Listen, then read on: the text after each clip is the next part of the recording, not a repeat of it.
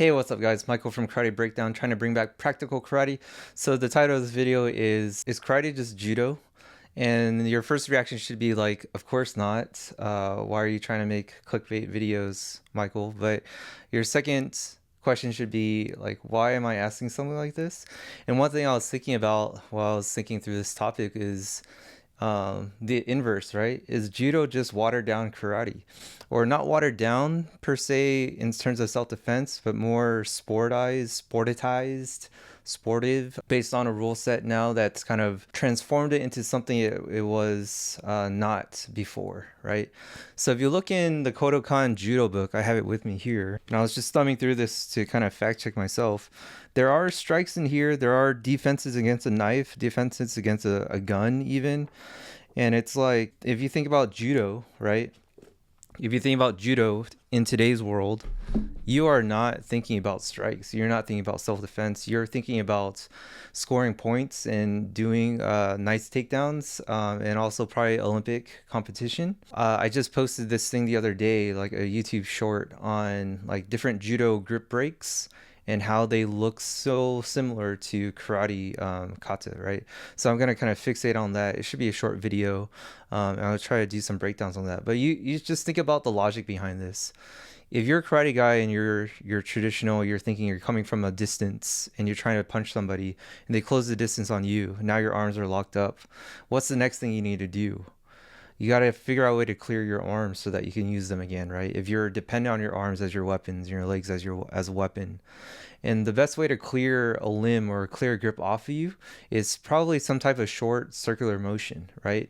It'll be hard to pull something back. You might need to pull something back and push something else forward. It might look like a traditional reverse punch.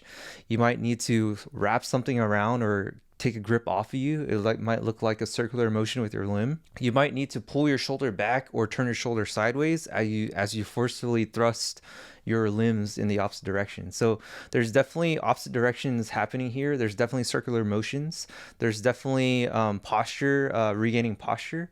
And you see that in kata a lot. And a lot of times people who don't understand the application of these things, they start making up applications for them, right? So I'm not saying karate is just judo, but I'm saying the human body is so similar that if you run into the same problems, if you play this type of thought experiment in your head and you're like, hey, if I'm a striker and my weapons are tied up, what do I need to do to release those weapons so I can strike again?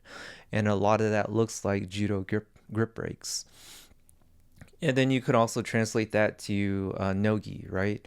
You're thinking traditional Okinawa, way back in the day, most likely they're wearing some type of kimono type attire, some coat, some jacket looking thing that transferred over to a judo gi that now we all wear very similar gi, probably different material, but it would make sense that the traditional garb of that time would dictate the techniques that are passed down in the kata. And then if you take away the garb, how are you going to transpose those techniques to no gi, right? Without a top or a modern day t-shirt. And I mean, that's it. Like, think about that in your head, that thought experiment, and see how similar judo is to karate. And that's why I always say karate is a clinch fighting art that starts from a distance. So you could say it's a grappling art with strikes. And how do you set up those strikes? And I don't want to be a broken record on this video, but you understand what I'm saying, right? So not necessarily are we doing nail walls on the ground, but there are tons of throws in karate. There are strikes that lead to throws. There are throws that lead to strikes on a ground opponent. And there are grip breaks that lead to strikes as well, right? And you think about circular motion into into a straight arm. It could be grip break into a strike. You think about cross grips going up to down and then stepping into something.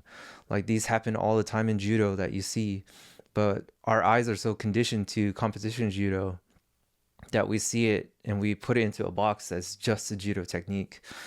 But again, you always want to think we're just human beings, right? Two arms, two legs, that we're just trying to understand how universal combat works and what lens you see that through. I see karate as a lens of universal combat, so it allows me to cross train. And if you watch any of my other videos, that's exactly what I say over and over again, so I won't repeat myself here. But all right, hope that makes sense. Train hard, fight easy. Catch you on the next one. Peace.